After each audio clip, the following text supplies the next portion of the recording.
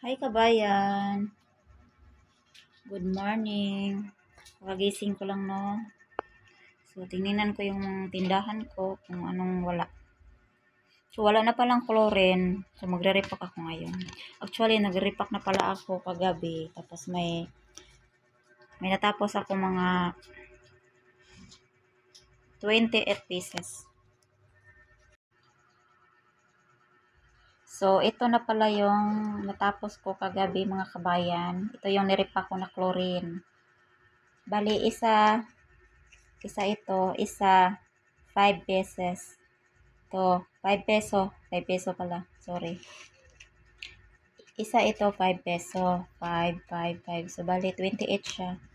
28 yung natapos ko kagabi. So, ngayon, meron pang konti. Ayan, konti na lang yung hindi pa natapos. So, tatapusin ko to ngayon.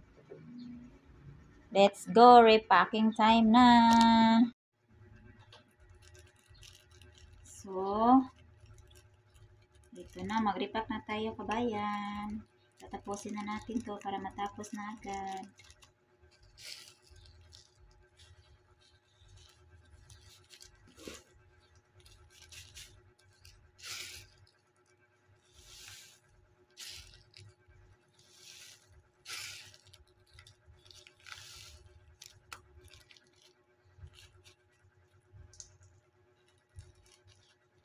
Bawasan ito ng konti.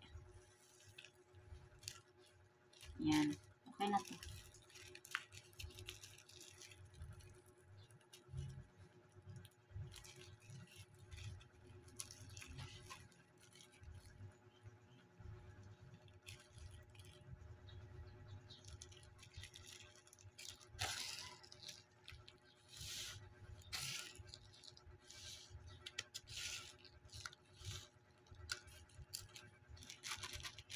Kakatapos ko lang din nag-repack ng asukal. So ngayon chlorine na naman. Chlorine.